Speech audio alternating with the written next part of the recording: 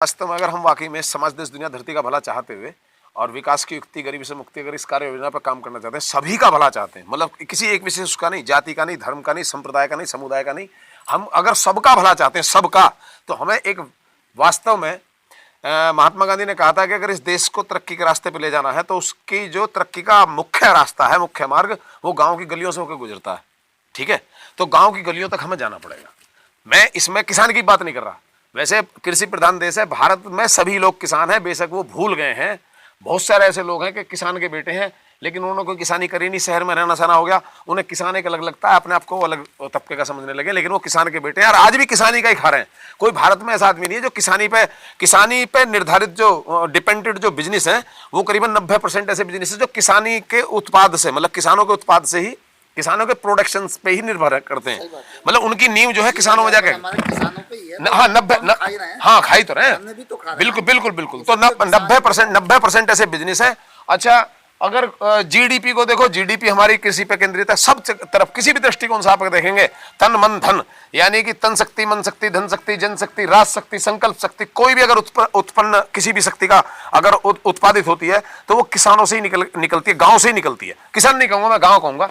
अगर हमें गांव की तरक्की का रास्ता खोजना है तो हमें क्या है, गांव को गुलामी से बचाना है, गांव को तरक्की करानी है, किसान की तरक्की करानी है, प्रत्येक व्यक्ति की तरक्की करानी है, देश की तरक्की करानी है, तो हमें एक उसमें जाना पड़ेगा, एक कार्य योजना ऐसी बनानी पड़ेगी कि हमें किसान संसद, मतलब किसानों को, देखो जो संसद बनी हुई है हमारे देश की, जो पार्लियामेंट है, उसके अंदर 40 डिपार्टमेंट्स हैं। तो वो 40 डिपार्टमेंट किसके लिए बने हुए हैं? अंतिम व्यक्ति के लिए बने हुए, गरीब आदमी के लिए बने हुए डिपार्टमेंट या अमीर आदमी के लिए बने हुए? बताओ, प्रथम व्यक्ति के लिए। भाई भारत के अंतिम व्यक्ति के लिए वो बनाए गए ना सारे डिपार्टमेंट। जितने भी डिपार्टमेंट बने वो अंतिम व्यक्ति अपनी सेवा पहुंचाते हैं ना, लेकिन उनका खोजड़ा कहीं भी, मतलब वो सुपड़ा हिसाब है, गाँव में है ही नहीं कुछ भी, उनका नामो निशान भी गाँव में नहीं मिलता। जितने भी तुम्हारे मंत्रालय हैं वो मंत्रालय सारे तुम्हारे यही तो है भाई। जो मंत्रालय है, कार्यपालिका, विधायिका और न्यायपालिका, इनके द्वारा जितने भी संचालित जितने भी डिपार्टमेंट्स हैं, जिनके मंत्री होते हैं, कोई कृषि मंत्री है, कोई मतलब सिंचाई मंत्री है और कोई कैसा ही मंत्री है, वो मतलब तो जो भी मंत्रालय है, जितने भी डिपार्टमेंट्स हैं, सारे डिपार्टमेंट वो कायदे में अंतिम व्यक्ति की सुरक्षा के लिए ना, अंतिम व्यक्ति रहता है गाँव में।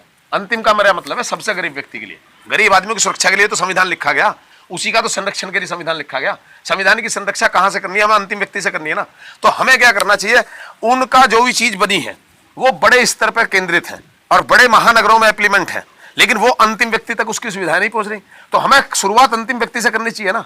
हमें क्या करना चाहिए, हमें किसी सरकार का मोहताज नहीं होना चाहिए और हमें किसी भी डिपार्टमेंट का मोहताज नहीं होना चाहिए। जब सरकार के अंदर इतनी अकल है कि हमारी संरक्षण के लिए, मैं गांव वालों से कह रहा हूं, जो गांव के निवासी हैं, उसमें किसान या मजदूर की बात नहीं है, सभी की बात है, जो गांव से कनेक्ट हैं, जो जिनकी आत्मा गांव में बसती है, बेशक चाहे शहर में रह रहे हैं, लेकिन उनकी आत्मा जिनकी गांव में बसती है, और जो इस देश की तरक्की का रास्ता गांव की गलियों से होता हुआ गुजरता हुआ देखते हैं या उनका नजरिया ऐसा। मैं उन लोगों को एक संदेश ये देना चाहता हूं कि वो ये माने कि गांव में एक ऐसी व्यवस्था तैयार करी जाए, वे सारे डिपार्टमेंट्स और शहर में या उन डिपार्टमेंट के द्वारा एक खबर, मतलब जो डिपार्टमेंट अंतिम व्यक्ति की संरक्षण की तैयारी जो भी कर रहे हैं, उसकी सुरक्षा भाव से जो भी योजनाएं, कार्य योजनाएं बन रही हैं, वो गांव तक कैसे पहुंचे।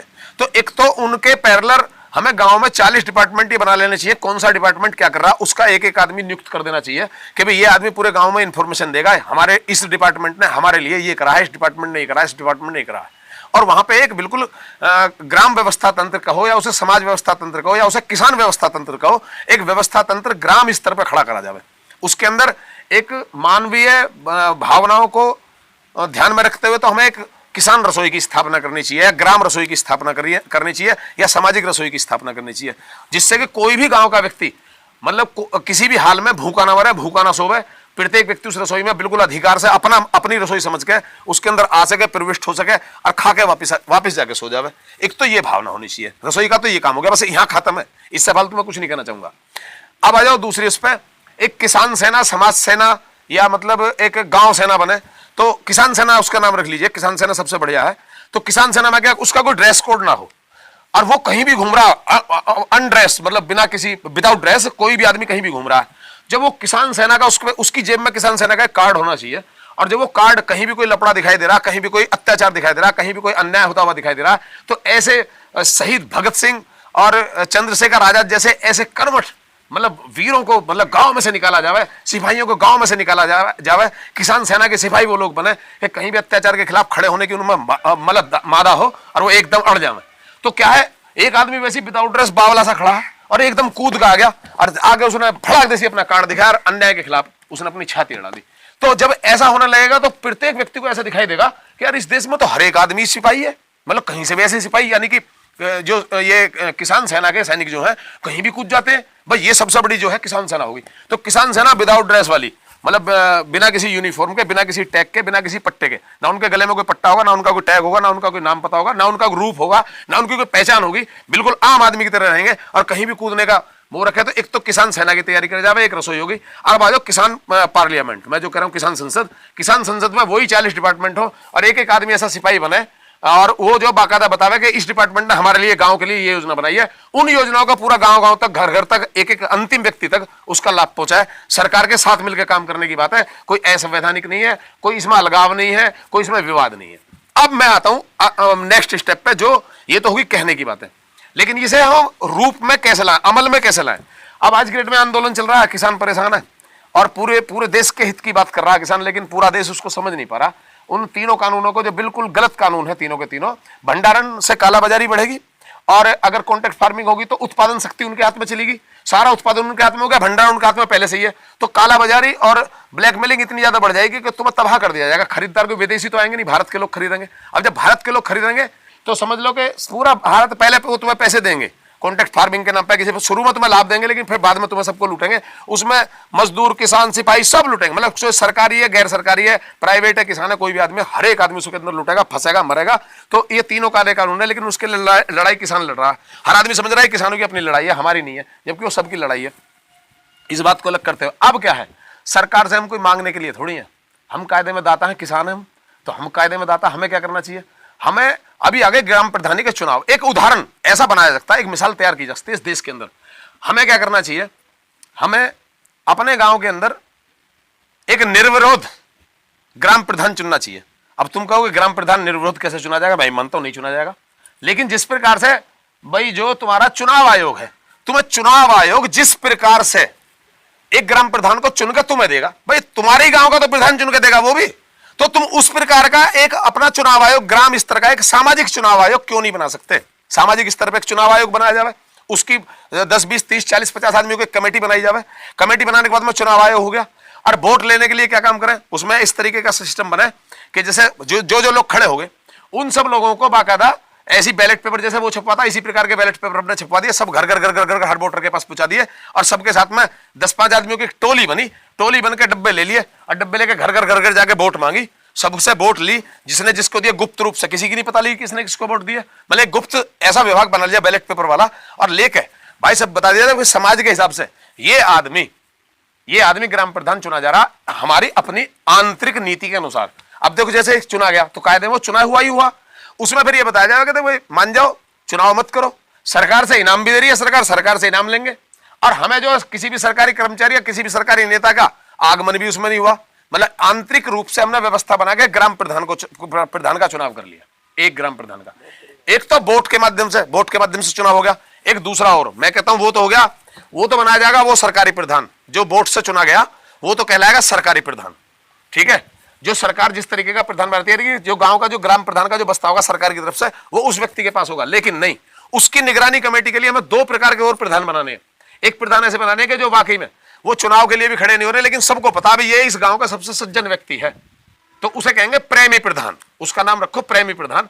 उसे जो है मतलब सर्वसम्मति से उसे पता भी नहीं है कि मुझे प्रधान बना दिया गया, उसे पता ही नहीं है, वो बेचारा राजनीति में नहीं पड़ता, ना वो इधर उधर की वो करता, लेकिन वो प्रेमी आदमी है, न्याय प्रिय है, सही बात कहता है, गलत बात का समर्थन नहीं करता, उस आदमी को बना दिया जाए प्रेमी प्रधान। एक प्रधान वो हो गया, वो उसकी निगरानी कमेटी में होगा, ऊपर देखेगा, उस प्रधान से ऊपर वो प्रेमी प्रधान।